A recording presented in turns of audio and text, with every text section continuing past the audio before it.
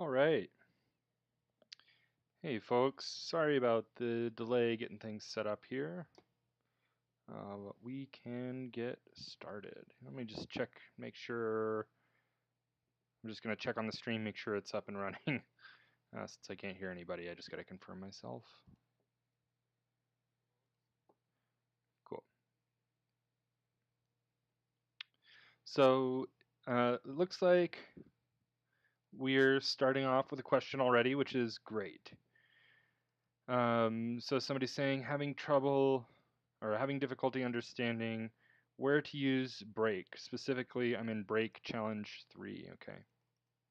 Some of these break challenges, admittedly, not sure are the best demonstrations of using break, but I'll talk about that and kind of talk about our thinking behind how to go over this. Oops, let's just do this.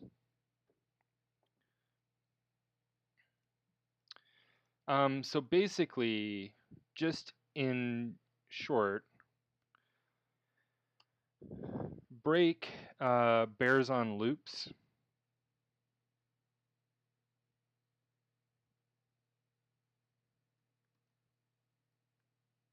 So break applies to loops only. There's no case where break appears outside of a loop.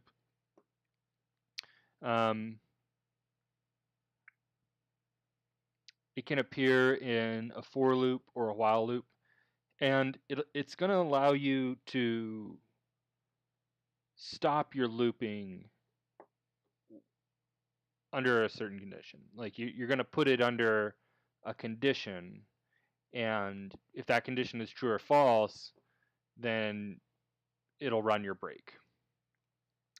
And then break will stop even though, and I'm saying that you're going to put it under a condition because if you put it directly in your loop without it being under a condition, then it's going to stop your loop all the time, and you're never going to get more than one iteration out of that loop.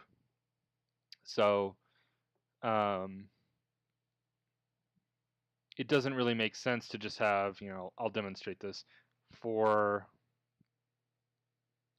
let's say for I in range 10, break, print I, right? If I do something like this, I'm not even going to print I. This is just literally not going to do anything. I'll just print done, so we can see that on the output we can see that it's done when it's done. It's taking a second.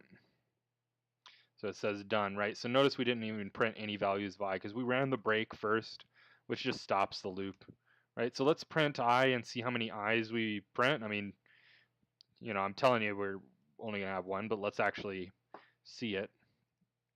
We'll see 0 printed, and then it'll say done, right? So break is just a tool for gives you more control over when to stop looping. This is using it with a for loop. I would say I do use it occasionally in for loops, but I use it all the time in while loops.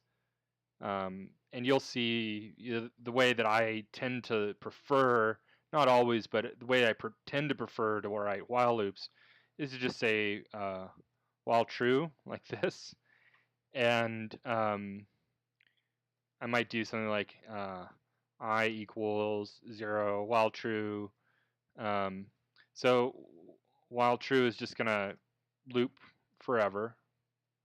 And the way I generally like to write while loops is like this, so that they just loop forever, and then I stop them when it makes sense to stop them, and I use break to do that. Or if I'm writing a function, often I'll just use return, because in the context of a function, a return is a de facto break. But let's just look at this. I could say I plus equals 1 to increment I, and then say if I is greater than, let's say, 10, break. And then once the value of I is incremented to above 10, so 11, we will stop looping. So that's another. I'll just print I here, and we should see 1 through 11 printed off here. So that you can see that goes up to 11, and then done means our program's over because we ran the done.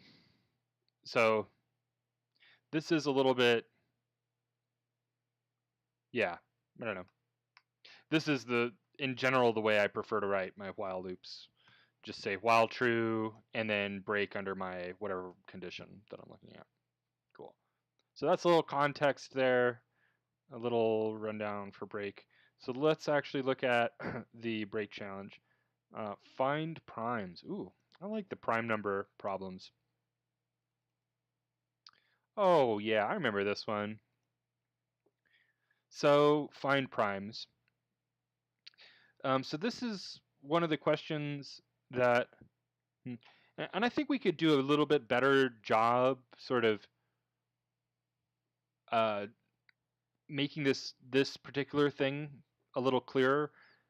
This question, and I'm not sure where you're at. The person who's asking this question, I'm not sure where you're at. So I don't know if you need to hear this necessarily, but I do see a lot of people like struggling with this and certain other problems that have this thing where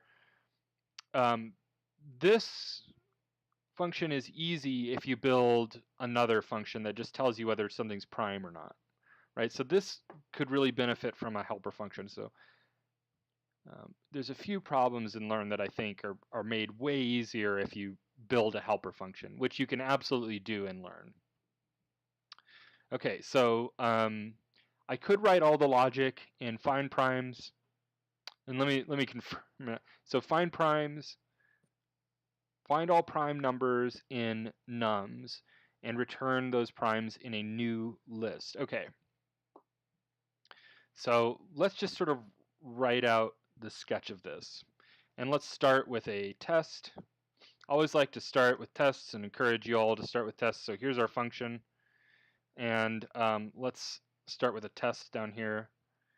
So find primes will take in, I'll say my nums, and we'll print out what find primes returns, which we'll write that in a second. So my nums equals a list, and let's do 7, which I know is prime,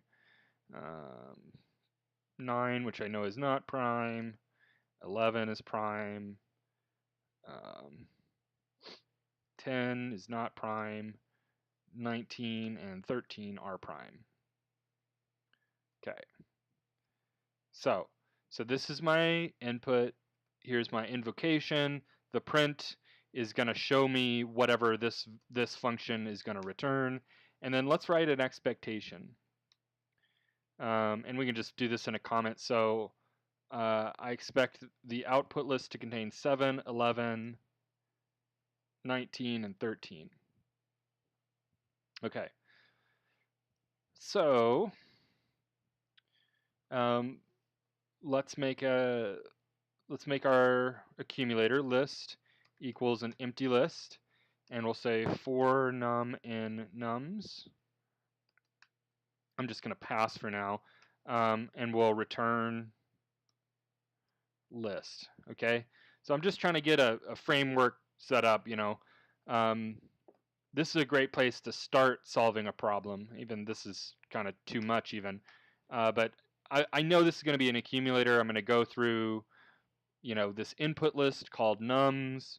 We're going to find all the prime numbers, and if it's a prime number, we're going to put it in this list. So it sounds like an accumulator pattern to me. So I'll start an empty list and return it, and then I know that for this list, I have this expectation. And you can lay out your tests differently. You could print out this expectation. You could do more nuanced stuff, but this is just a simple starting point. So, okay. Yeah. So let's just run this, make sure that we're getting an empty list for this test, which we should be. And we can start from there. Okay. Let me, oh, it's saying done before we're done. All right, cool, we'll do that. All right, so like I said, this could benefit from a helper function, and let's kind of discover that. Let's figure out why that's the case. So if I say for num, I'll just write the loop head that I had before, for num in nums. Now we have to determine if num is prime. So if num is prime, let's see. Yeah, so if num is prime, append num to list.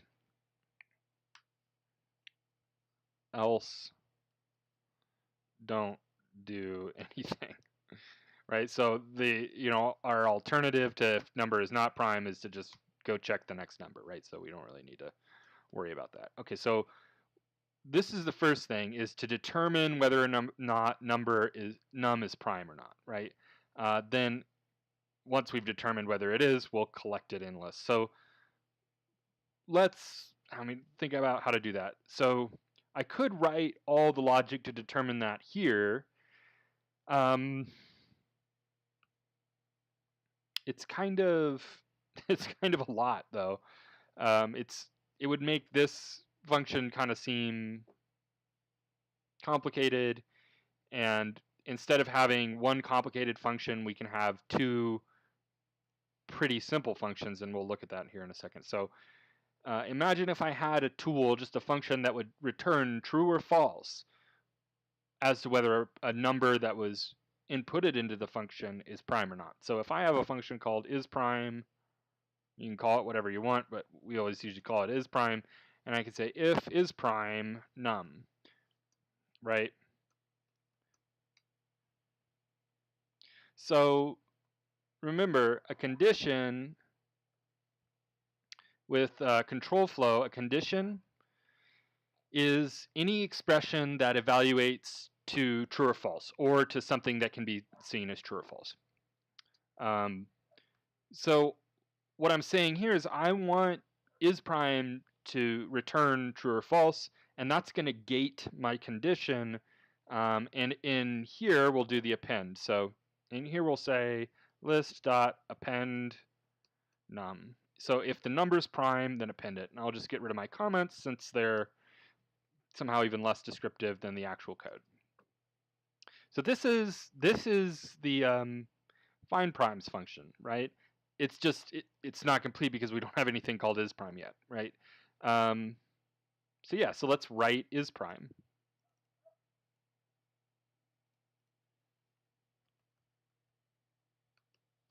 And if anybody's online, it's curious about something that I'm doing, if I make an assumption that you don't understand, or something's not clear, feel free to stop me. There is, I don't know, maybe a 30-second delay between when I talk and when you hear me, and then there's an additional delay between when you submit whatever you're saying into Slack. So bear that in mind, and just try to be precise so I know what your question bears on. But yeah, feel free to stop me if I'm running over anything too quickly. This applies to the person asking the question as well as anybody else who's watching who's curious. Okay, cool. So isPrime is going to take in a number. I'm just going to call it n, and we'll return true or false as to whether n is prime or not. So how can we determine if a number is prime? We can check we can divide n by every number, every whole number, positive whole integer, between 2 and n, not including n. And if any of those numbers has a, if any of those, if dividing by any of those numbers yields a remainder of 0, in other words, we can use modulo. We can do n mod every number between 2 and n, not including n. If at any point n mod any of those numbers equals 0, then we know there's no remainder, which means that that given number, I'll call it I because that's what it's going to be called in my code. So that value I is a factor or a divisor of n, which means n is not prime, right? So if n is not prime, we can immediately return. And this is getting back into break. Okay, so I'll write out what I just said. So I can say for I in range, we want to start at 2, and this number is included, and we want to go up to n, not including 1. The default behavior is to not include, or excuse me, not including n, and the default behavior is to go up to but fall short of n in this case. So we'll just go from 2 to n. We can reduce the space, the number of I values that we need to check. The obvious one is to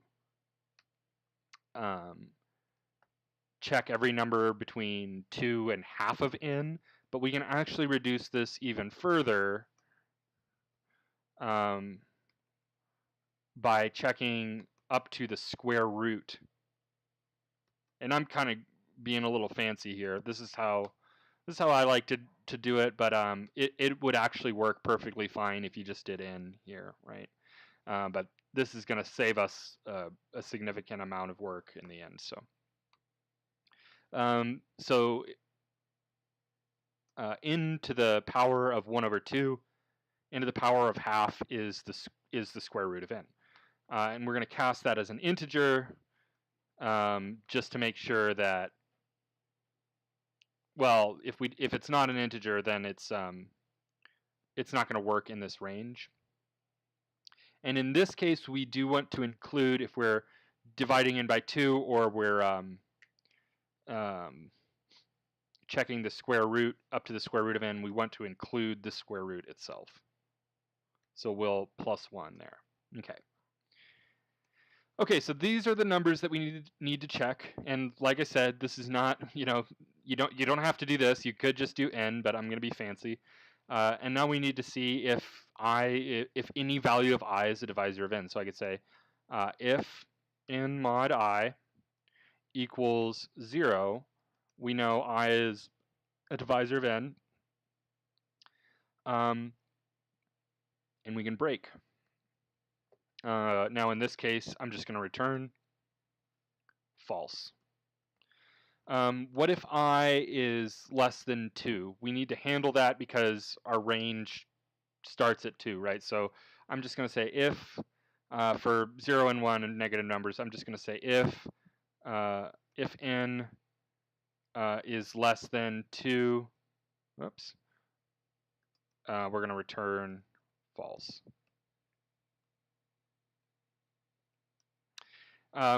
If n is not less than 2, we don't return false. If n is a prime number, then we're going to make it through this whole loop without returning false. And if we make it through that whole loop without returning false, then we can return true. And I'm just going to cinch this up a little bit, just kind of clean things up. Make my code all nice and clean. Okay, so there's my isPrime function. So now this should work. I know this is a question on break, and I'm going to get to that. So remember, this is my expectation, 7, 11, 19, and 13. Someday this code will run, I promise. Okay, so this does work, and it'll pass our tests in Learn. So let me talk about sort of the context of why this is in break and why I didn't use break. This is my preferred way of writing isPrime. I mean, you can see it's 4 lines of code. It's pretty simple, and I do have things sort of reduced down, so I don't know, I guess you could call this 6 lines of code if you wanted to do that. So this works as is, and we're not even using break. So There's a variation on isPrime that you'll see in a couple places in our materials, which is to do isPrime with a Boolean flag. So if I say prime, this is going to be my Boolean flag, and I'm actually just going to call this flag. We'll do that. So flag equals, I'm going to call it prime flag. So if the number is prime, this will be true. So we're going to assume that it's a prime number. If the number is less than 2, we're going to do this. We're going to take our returns. If the number is less than 2, we're going to set our prime flag to false. If the number is at any point mod I equals 0, we're going to set our prime flag to false, and then we're going to return our prime flag. So if we don't set it false here and we don't set it false here, we can return it. Or we're going to return true, excuse me. So here's the thing. Let's say I have a large, I'm going to actually use this. I'll use the simpler range. So we go 2 to n, right? So this is not the most efficient range, but it'll serve my point better to do this. Take the number 9, right? We're gonna say if 9, it's not less than 2, so we can ignore that. So if 9 mod 2 equals 0, which it doesn't, it equals 1. Set it to false. If 9 mod 3 equals 0, which it does, we're going to set primed flag to false. Then this code in its current state will go on and check, like we know 9 is not, we already at this point have determined that 9 is not a prime number because on its second iteration, we determined 9 over 3. 3 is a factor of 9. 9 is divisible by 3. So, or evenly divisible by 3. So we already know it's not a prime number. But this code, exactly as it stands right now, it's going to keep checking. We didn't tell it to stop, so it's going to go, okay, well, I guess I'll check if 9 over 4 equals 0, and if 9 over 5 equals 0, and if 9 over 6, and 9 over 7, and 9 over 8 equals 0. It's going to go up to 8, then the loop, this range will be exhausted. That loop will exhaust that range, and then it'll return false. So we're going to check 4, 5, 6, 7, 8. We're going to make 5 additional iterations that we didn't need to make. In order to check, to verify whether or not that number was prime, right? So in the case of 9, right, what's another 5 iterations? That's not a big deal, right? That'll happen in nanoseconds, really, or I don't know. It'll happen very quickly, but we still don't need to do them. And in the case of a larger number that might not be prime, we really don't want to go off the rails and check a whole bunch of iterations that we don't need to check. So we can just break. We'll just break. So this is going to stop that loop prematurely, essentially. So interestingly, the Boolean flag version, this version, is what I would have to build if I were going to do this inline here. And then I would use prime flag to gate my condition here. So if I wanted to keep this all in one function, I could do it this way.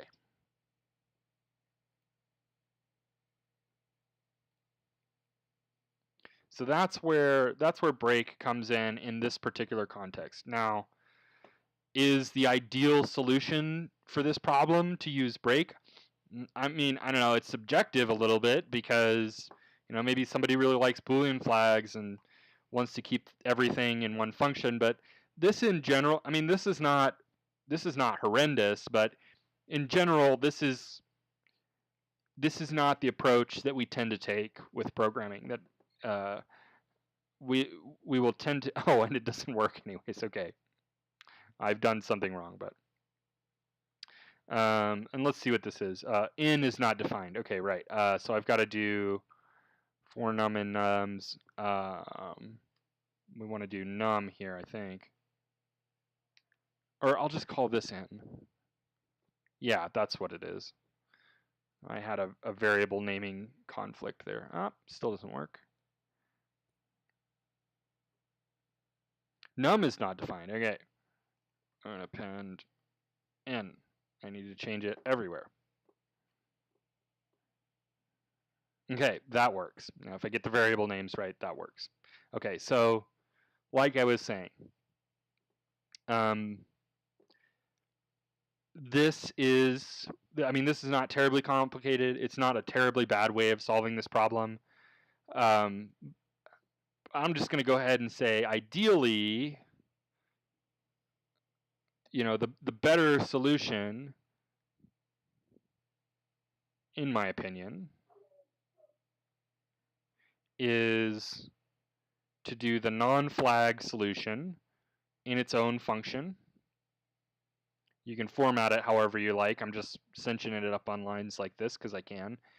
And then if we look at this, this is now a very simple function. And this is now, yeah, let's do this. This is now not that complicated, right? There's a teeny bit of complexity to this. I'm being fancy with the range here. You don't have to be. But yeah, basically these are two very, very simple standard accumulator-esque style problems, rather than one that's kind of, it's got a nested loop and it's kind of got a lot going on. So I would say that the ideal solution does not involve break at all. But let's actually tie back into this, right?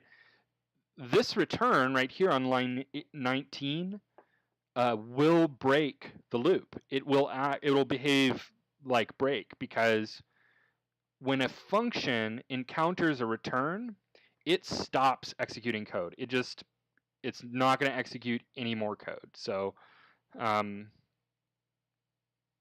it sees that return, it gives back that value of false, and even if it was in the middle of the loop, it doesn't check any more iterations. It just totally stops there. So yeah, so in this case, and I do this a lot in while loops, if I have a function that has a while loop, often you want to stop looping because you've found the thing that you want to return. In that case, you can just return it, and it's a de facto break, so that works as well. So yeah, a lot of times I think you will see, it's important to understand like what breaking a loop is, but a lot of times you'll see return in lieu of break. Not always, and I'm not trying to like underplay the value of break. It is important to know, but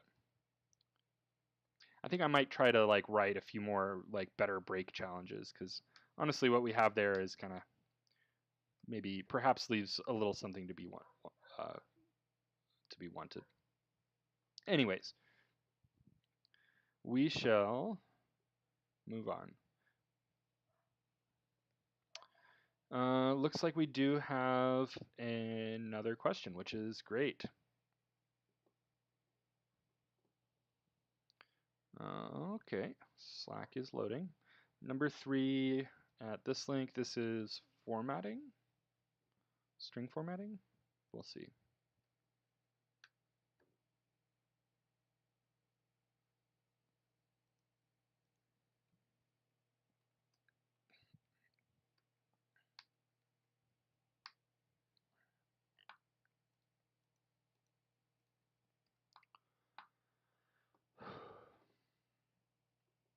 So by the end of this lesson, you'll be able to create strings with dynamic values using the stir.format method. Create strings with dynamic values using fstrings.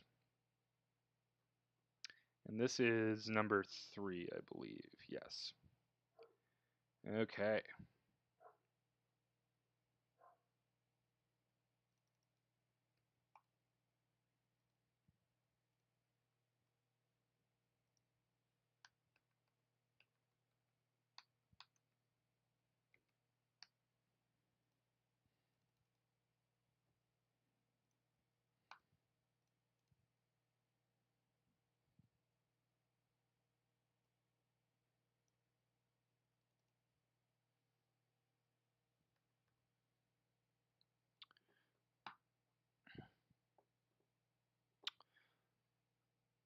complete the function called greater than that takes two numbers.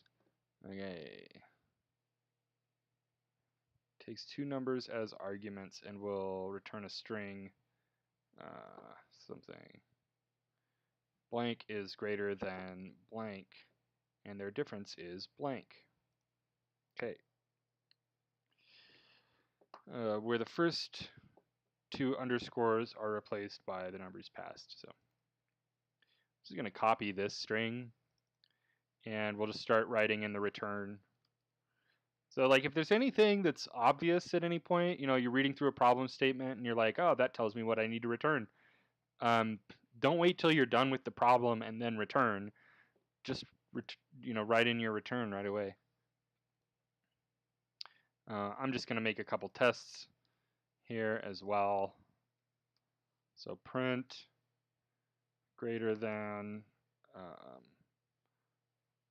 5 and 8 should give me this string.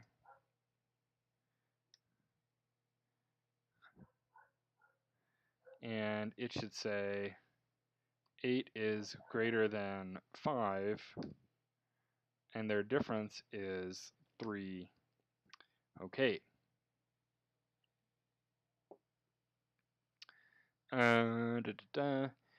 Also, we should have the same answer for 8 and 5. Yeah, and that's sufficient for now. I think that we don't need a...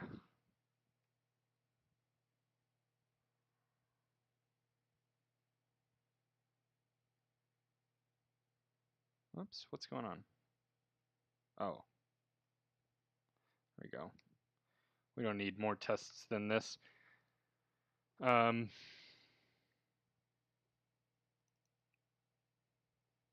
okay, so let's read through the rest of this. So the first two underscores are replaced by passed in numbers accordingly. Arguments greater than. The third underscore is replaced by the magnitude difference between the two numbers. Magnitude difference? Okay, whatever. Refer to the doc string for more information about the function and its parameters. Okay. Return the string where the values and arguments x, y substituted into the string accordingly. Right, so already, I know this is going to be an f string. I don't really know what's going to be here yet, but I'm just going to start building up the structure. So these are going to be, we'll do this with an f string and a dot format string as well. Okay. So example, greater than -6 and 3 should be 3. So the magnitude difference, okay, should be the difference of their absolute values, I guess. Oh, no. Not the difference of their absolute values. Okay, their total, their complete difference. Okay. So 3 is greater than -6, and their difference is 9. Okay, so this is a good example. Any of these examples like this, I can just turn into a test, which is what I'm going to do here. Print.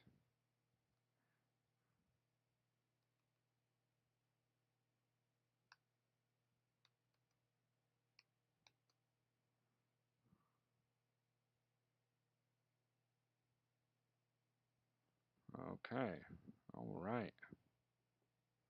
We have something. Oh, I was looking at my syntax highlighting here. This was not even, so I realized there was a spare quote there. Okay. Here we go. I'm just going to get rid of that example there. Parameters are two integers, returns a string that dynamically inserts the variables x and y, as well as their difference. Okay, cool. So now I just need to determine whether x or y is greater or less. And there's a number of ways we could do this. I think maybe perhaps the simplest way is to just say if x is greater than y, return this with x and y and x minus y. And we'll just duplicate that line and say else, and we'll LC y, we'll just flip x and y here, and y minus x. Okay, cool.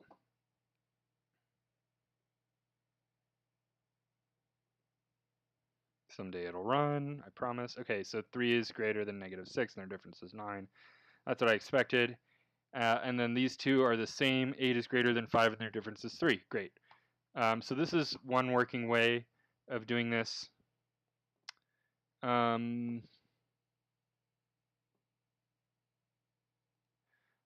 Let's see.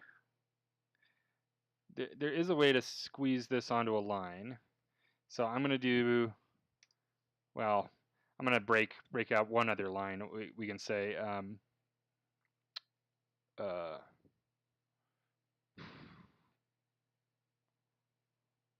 just going to call it args equals a tup of x, y, and then basically I'm just going to say max args is greater than min args, and their difference is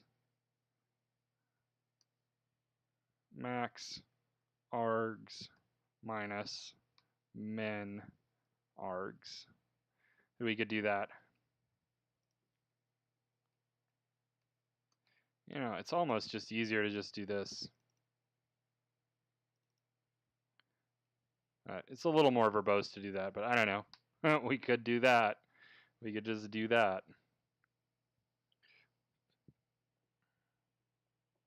This should give us the same value.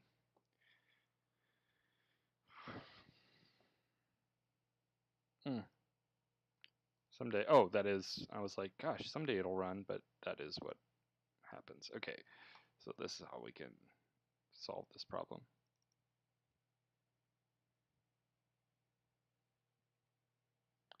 Okay. Cool. I did say we were going to do this with, I think I said we're going to do this with the dot format method. F-strings are, I believe they are syntactic sugar over the dot format method. So dot format is going to let us do this. Now, I don't prefer to do this. I prefer to use the F-string way. I believe Tovio does prefer the dot format method, which I get. It's sort of, I don't know, feels more formal, but either way is going to work.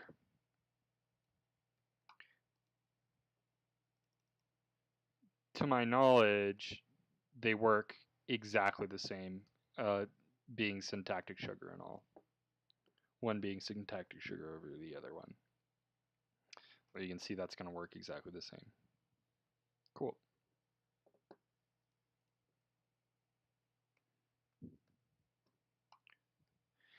And it does look like we have some apologies. I probably should have looked at your code first, but let's see here. Oops. Let me go through the code that was shown, and we'll go from there. So this is the code from the question asker.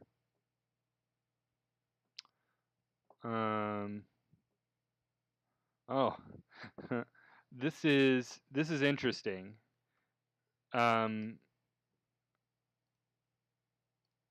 So I look at this x equals type int, y equals type int, and this is, to me, I think this is like a response to this, right? So this doesn't mean you have to ensure that x and y are integers. It's saying x and y will be or should be integers. In general, with most of the problems in Learn, you're not going to have to do any type of like input validation. In the real world, you will.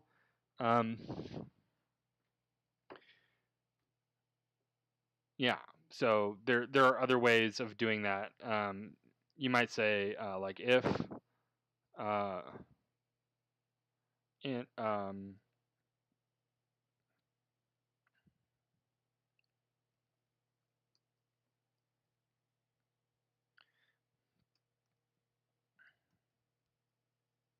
you might raise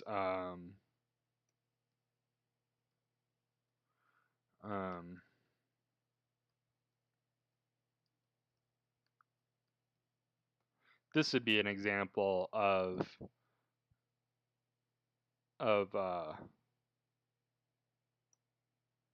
input validation, like pretty simple input validation, but nonetheless.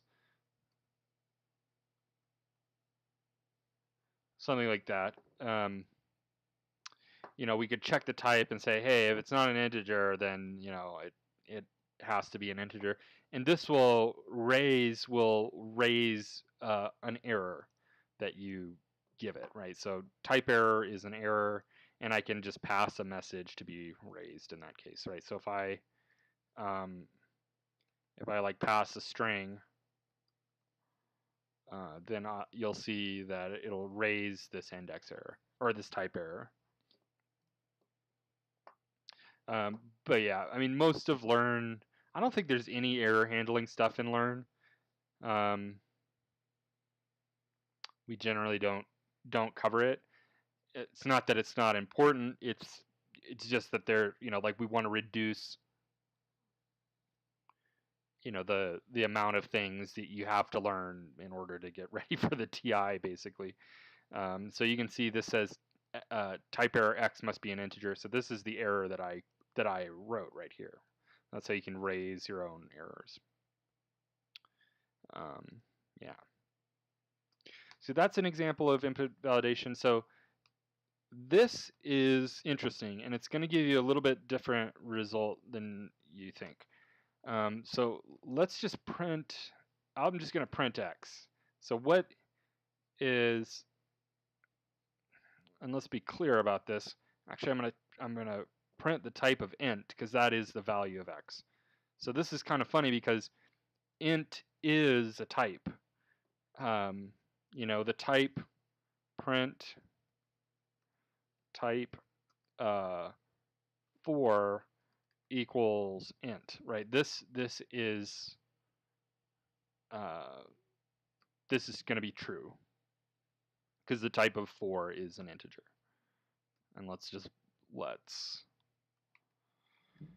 verify that. But what is the type of int?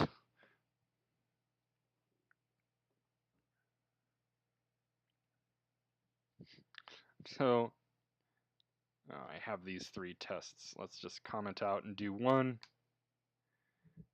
So this is a weird one, admittedly quite a weird one.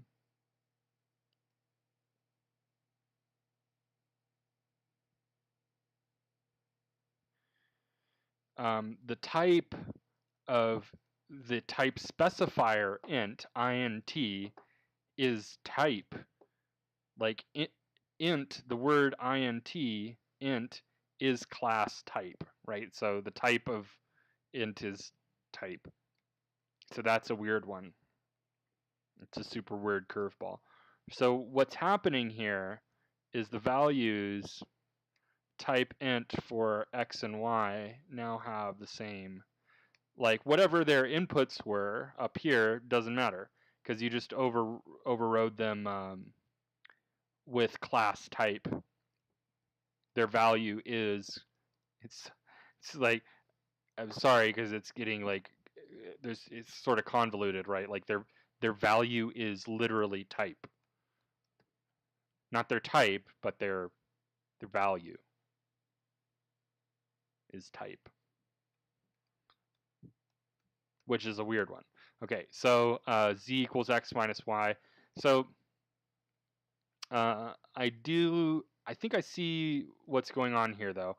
I mean, like the attempt is to type fix, which we don't actually need to do, but in this case we could just do if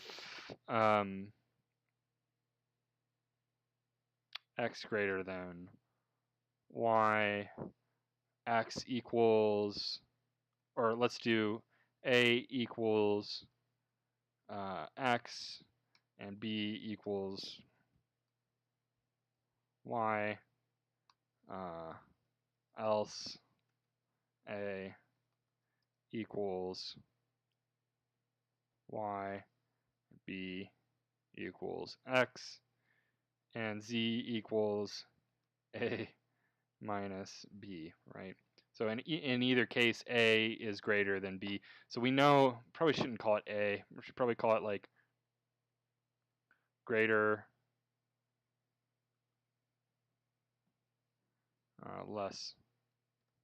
lesser, something like that. And then z equals greater minus lesser, and then we can do greater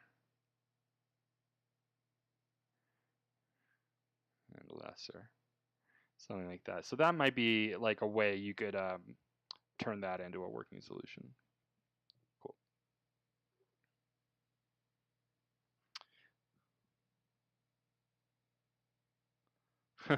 Yeah, no worries. Yeah, Stack Overflow will get you. I mean, they're great. It's great usually, but yeah, it's quite the thing over there. I mean, I like it. I use it, but it's easy to get I don't know, kind of overwhelmed or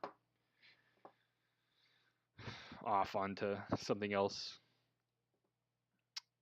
It's kind of a learning curve, learning how to like just cope with the madness that is Stack Overflow. But yeah, that's okay. No worries. All right, cool. So that seems like everybody's good on this. I'm gonna just give people a minute to put in a question, and if I don't see anything soon, I'll start going through the material.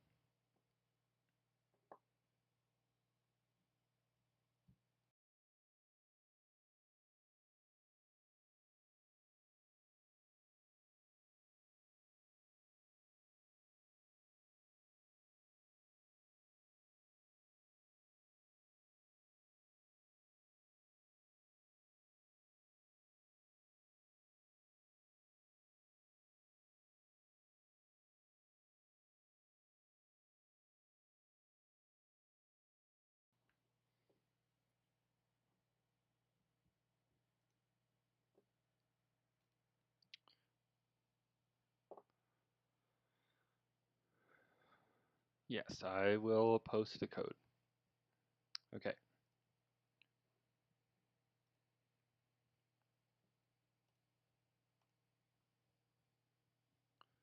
Here is the whole thing.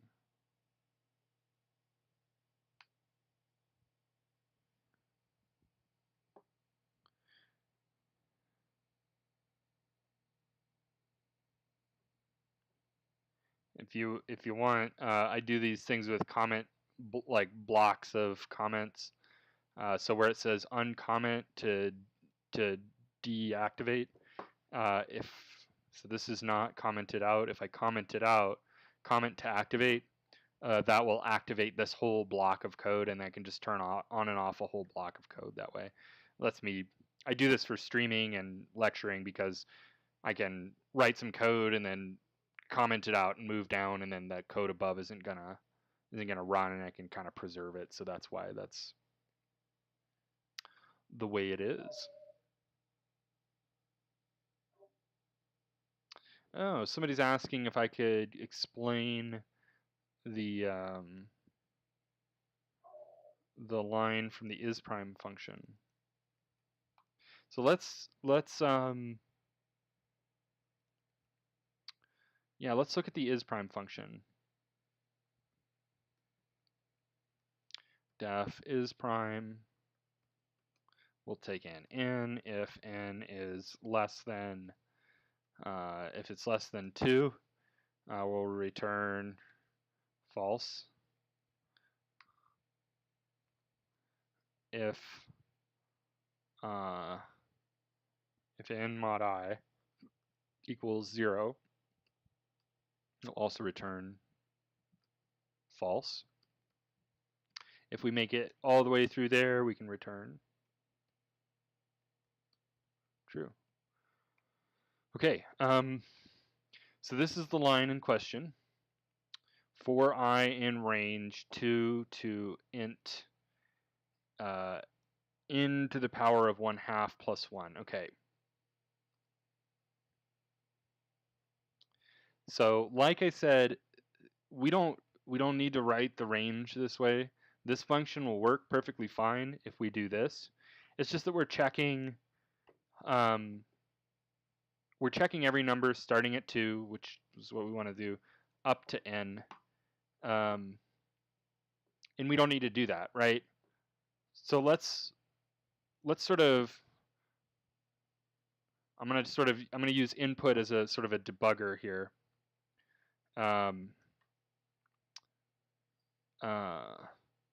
We'll do this. I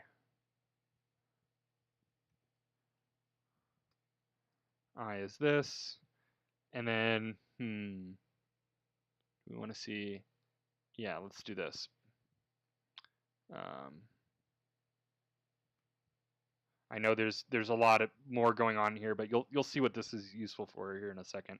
You don't need to worry about this. It's just going to let me play around with the output. You'll see.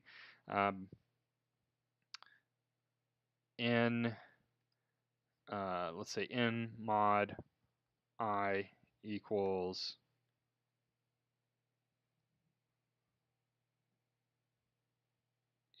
n mod I. We'll just do colon. N mod I colon n mod I. Okay. So if I have, let's do like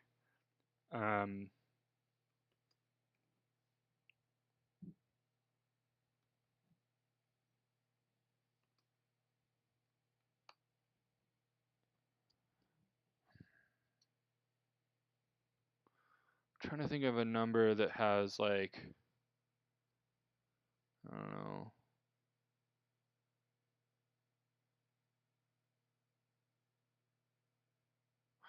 Yeah, let's use a prime number. So 13. Okay. So we're going to start at 13. The range of numbers that this code is set up to check is 2 through 12. So we're going to check 10 numbers in total, 2 through 12. Yeah, so let's go through this. So again, just if this input line, I know it's got quite a weird F string in it, but if this doesn't make sense to you, just ignore it. It's going to it's going to print out every iteration. I'm actually using it to print. And then every time I hit enter, it's going to go to the next one, right? So we're not capturing that output. We're just using it to pause the loop so I can go to the next one in my terminal here.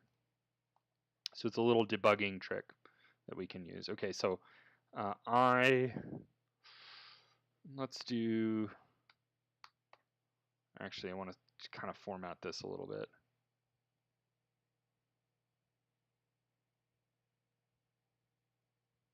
Okay, cool. So our value of I that we're checking is 2. N mod I is 1. Now we're checking 3. in mod I is 3. And we're checking 4. Or excuse me, in mod I is 1. In mod I is 1 in all these cases thus far. In mod 13 mod 5 is 3. 13 mod 6 is 1. 13 mod 7 is 6. So you can see, like, already at 7, we don't need to check 7. We already we don't need, so I just advanced it to 8. We're checking 8 now. We don't need to check 8. We don't need to check 9. We don't need to check 10. We don't need to check 11. If you think about it, as soon as you get to a number over half of n, and in this case half of n isn't an integer, but if we cast it as an integer, what's half of 13 is 6.5. So if we check all the numbers up to 6, if every number we check past 6 doesn't matter. We essentially we already checked it, right? So we can reduce the amount of numbers since factors come in pairs, except for squares, right? Like 4 squared is 16. So you could think about 4 as being in a pair with itself, right? But we don't really think about it that way. So 4 times 4 is 16. 16 over 4 is 4. So other than squares, factors come in pairs. I'm not trying to be mnemonic about it, but you could, I guess that is kind of a mnemonic. So other than squares, factors come in pairs, right? Like 2 and like 10 over 2 is 5, and 10 over 5 is 2, right? So we can always determine that as soon as we're checking numbers over 1/2, we're not actually ever going to find a number that's evenly divisible even, right? No number greater than 1/2 of anything is going to evenly divide into n, right? So if I'm checking if 100 is prime, as soon as I check numbers above 50, like I'm just doing work that's wasted, right? There's no point, like no number that's more than 50 is ever going to evenly divide into 100, because it's, like 100 over 50 is 2. There isn't a number smaller than 2 other than 1. So you could say 100 is a factor of itself, because 100 over itself is 1. Any n over n is always 1. So yeah, so that's why we don't want to duplicate that work. So we can reduce the size of this range, and there's a few ways to do this, right? The obvious way is just, okay, well, let's just, as soon as we get up to half of n, we can stop checking. So we can say n over 2, right? And I always do / division and cast it as an int. It's my preference, but I don't know. I just feel better doing it that way.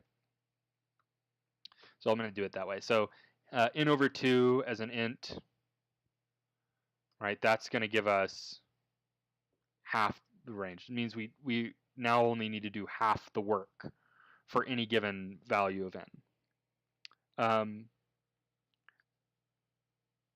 But so a factor of a number, or a proper, let's say a proper divisor, which is any number that's not the number itself. So a proper divisor has to be between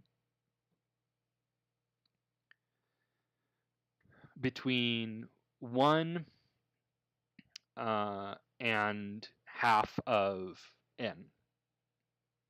So a proper divisor can't be more than half of n. with proper divisors, we include 1. When we're looking at a prime number, we exclude 1 because, you know, n over 1 is 0. Every number is divisible by 1, whether it's prime or not. So we exclude 1 for that reason. And then, so our space then becomes any valid prime divisor is going to be between 2 and half of n, right? But here's the thing, since they come in pairs, other than squares, which come alone, we can always determine what if we find a number that's a divisor. Let's say we're checking 10, right? And we check 2. We can determine without checking 5 that 5 is also a divisor of 10, because if we say 10 mod 2 equals 0, then we know 2 is a divisor. And we also know, so that's n mod I equals 0, where n is 10, I is 2. We also know that n over I is also a divisor of n. So n over I, 10 over 2 is 5, right? So it's sort of baked in anyway. So we also don't need to check any number over the square root of a number, because everything over the square root is the other half of a divisor that we already discovered. If the number has a square root, then we also know it's not prime. So we can reduce this. So this is sort of the obvious point at which we can reduce it. We can reduce it by half. That way we're not doing work that we know is never going to pay off.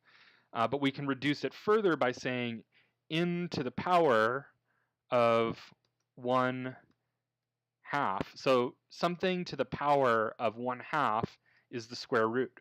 So n to the 1/2 is the square root of n. So since numbers can have squares, and a square is a valid divisor, right? 4 is a valid divisor into 16. We need to include that square root, right? So we need to include it by saying +1. And that's the logic behind this. So we cast this as an int. If we don't cast this as an int, oops, and I think I am missing a parentheses. If we don't cast this as an int, we can't use it in range, because we can't use floats in a range. I think we can floor divide. I'm always a little hesitant to floor divide because floor division can sometimes result in a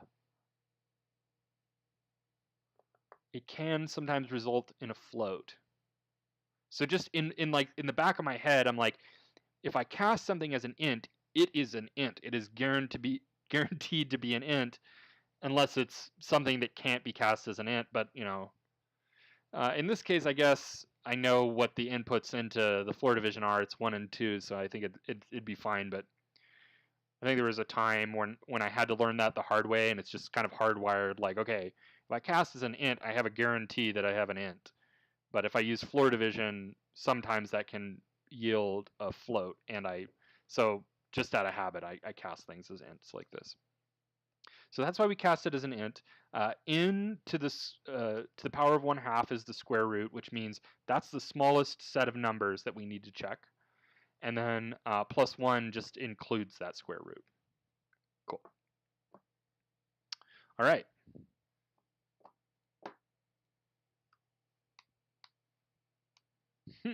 I was having fun with that answer. I apologize, because I realized that's a really long answer. Okay, cool. I got into that one. All right. Let's see.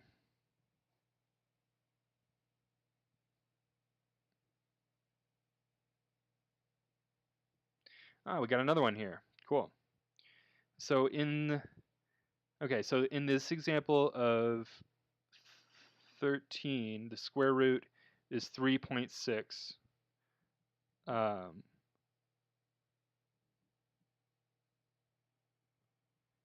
Okay. So in this example of 13, the square root is of 13 equals 3.6. 3.6 plus 1 is 4.6. Cast is an int will be 4. So this will check 4, correct? Yes, this will check 4. Oh. I think it'll check, excuse me. Well, let's find out. I think it'll check 3.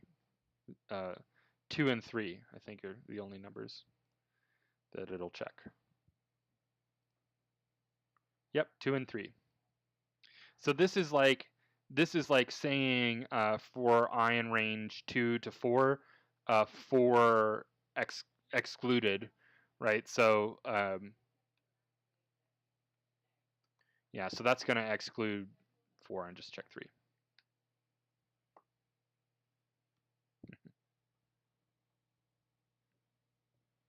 Sure thing. Yeah, hopefully that helps.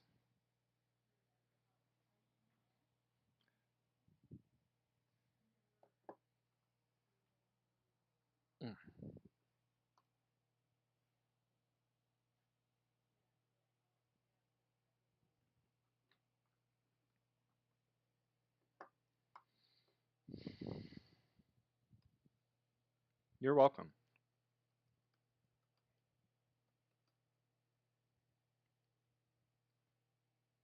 You know, there's an interesting way, there's a really cool way to build this. I'm going to leave it open for questions, but since I'm not seeing anything and this is on my mind, I'm just going to kind of explore this.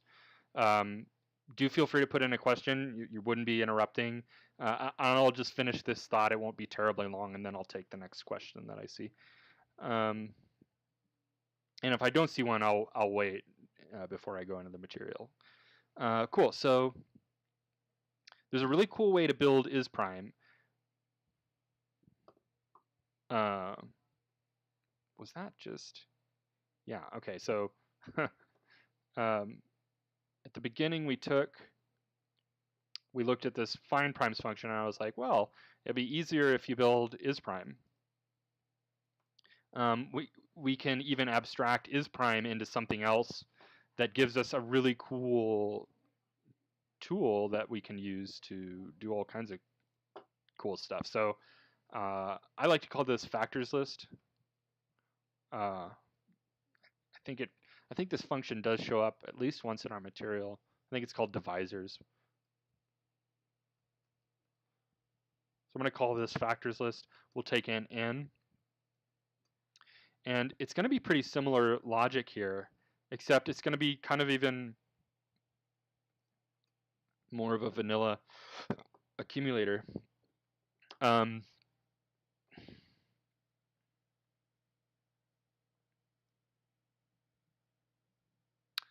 I think I don't even need this. I'm just going to do list equals this list, and we'll just start at 1. We'll just start that at 1. So list equals that, and we'll say list dot append I if I is a factor. So this is not quite complete yet. I'm just going to steal this test.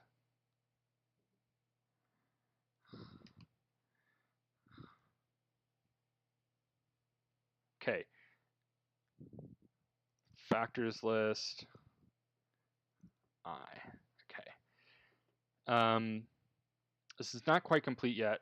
This is actually going to speak to my point. This is going to like demonstrate. I should have just built this function to demonstrate answering the prior question. Right. So you can see. So 0 has no factors. 1 has itself, yeah.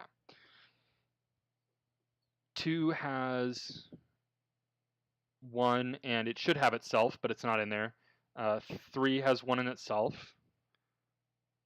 4 has 1, 2 in itself. Reason it has an odd number is because 2, it has a square. 2 is 4 squared. Okay, so this is a bit incomplete. Let's go up to 20. Let's demonstrate this. We'll go up to 20, and you'll probably be able to see this better.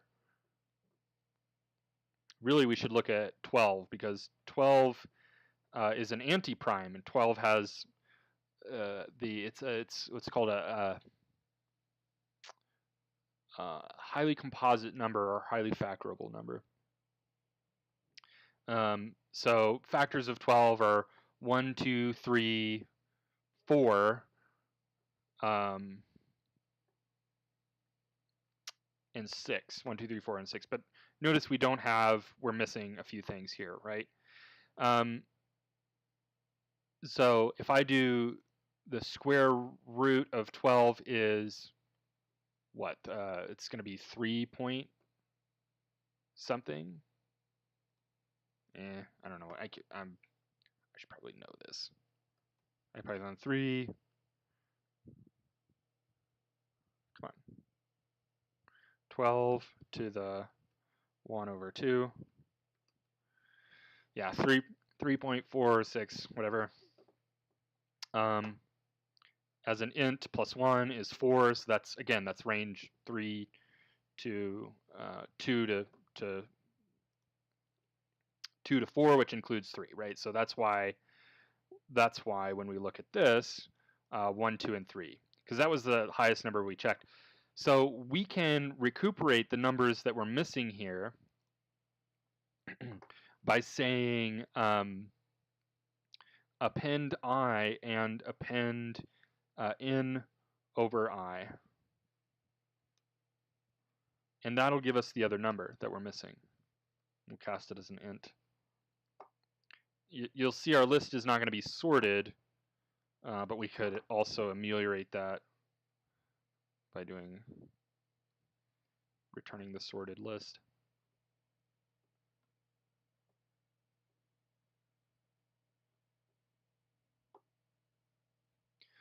All right, so that's how we can recuperate that missing number. This is going to handle squares weirdly, because it's going to put it in there twice, right? 4 and 4. It's putting in the squares twice, which is a little bit weird. So we could do something like if int n over I not equal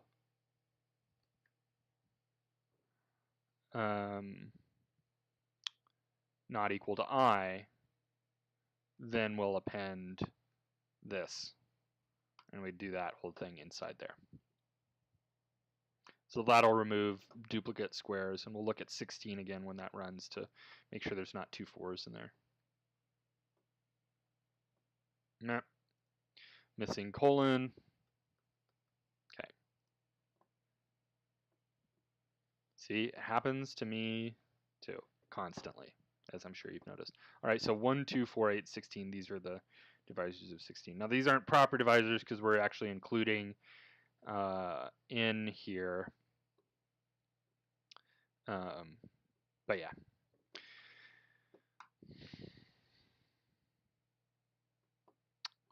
So that's a way, this is a useful function for quite a number of different things. Just to know the factors, all the factors of a number. So here's a trick, right? And I mean, to some of you, I would bet that this is perhaps obvious, but let's look at this. Given that I have now a list of factors for each number, This isn't formatted great.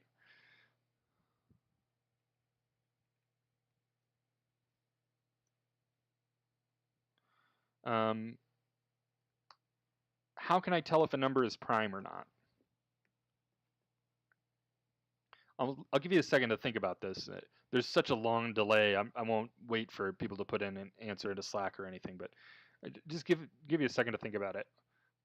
And I mean, you can look just kind of by sampling what's true about the factors of prime numbers.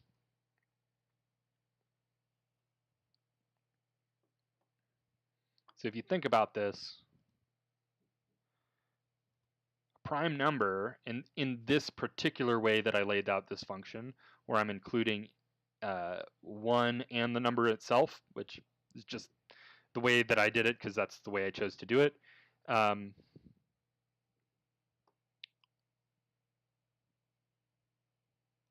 This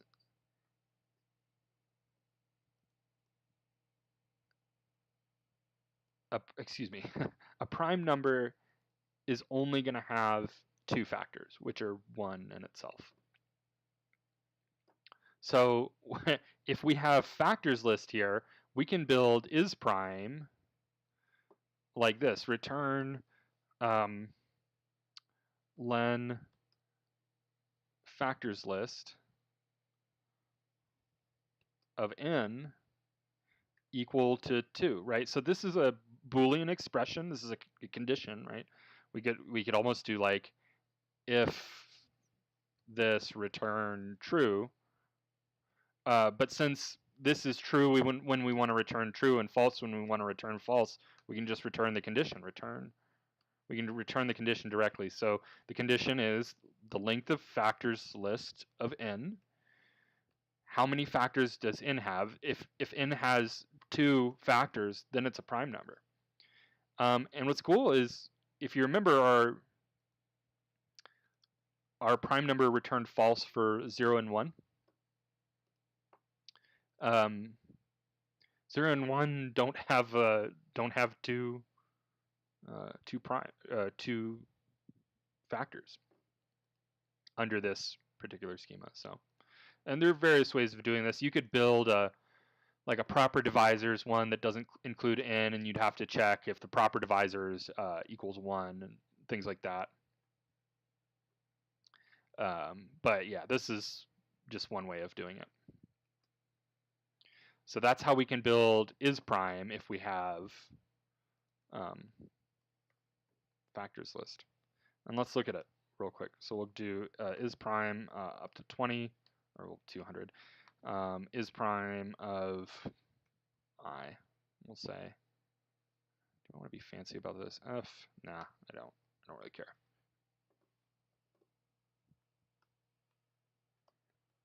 This will work fine.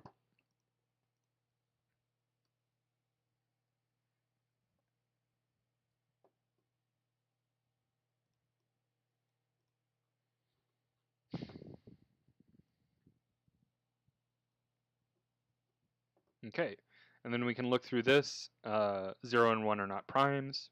2 and 3 are primes. 4 is not. 5 is. 6 is not. 7 is a prime. 8, 9, and 10 are not primes. 11 and 13 are. 12 is not. 14, 15, and 16 are not primes. 17 and 19 are primes. And then 18 is not a prime. I'm doing that out of order, but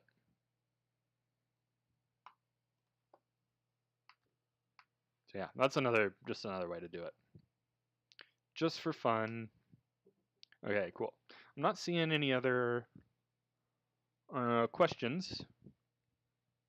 Hoping everybody's understanding this, and this isn't just the mad ramblings of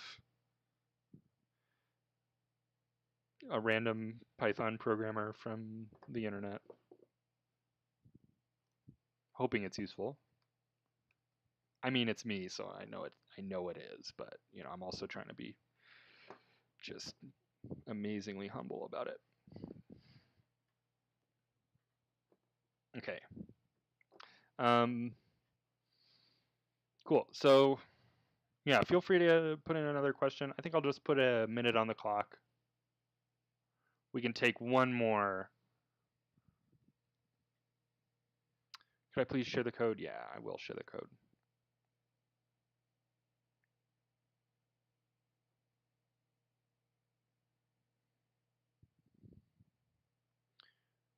Greater than x, y. I did this one last time, didn't I? Yeah, I did that one, so it's just the last function. I will share just the last one.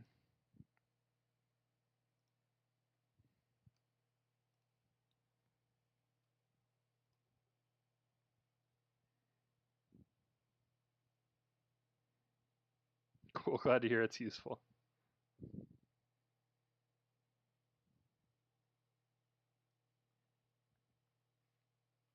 Okay.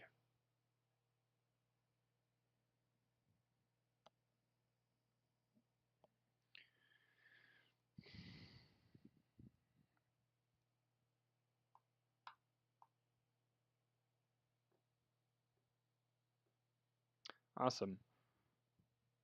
So, well, let me see here.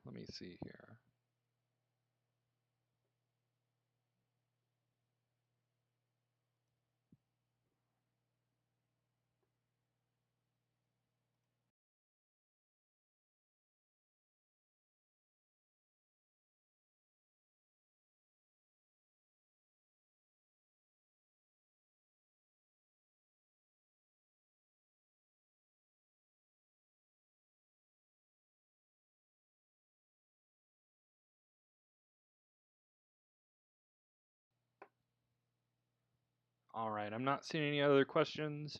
And we're pretty close to our usual stopping point. So I think we can wrap up here for today. But thanks for everybody who came in and interacted and asked a question. I do appreciate that. Hopefully you were able to get what you need from this, and we'd love to have you back. Feel free, everybody, to whether you're interacting today or whether you're just watching, feel free to bring your questions for next time, and I'll be happy to go over them on stream. So next stream is same time on Monday, and then Wednesday and Friday again. So I'll see you all then. Y'all have a good rest of your evening and have a good weekend. Bye-bye.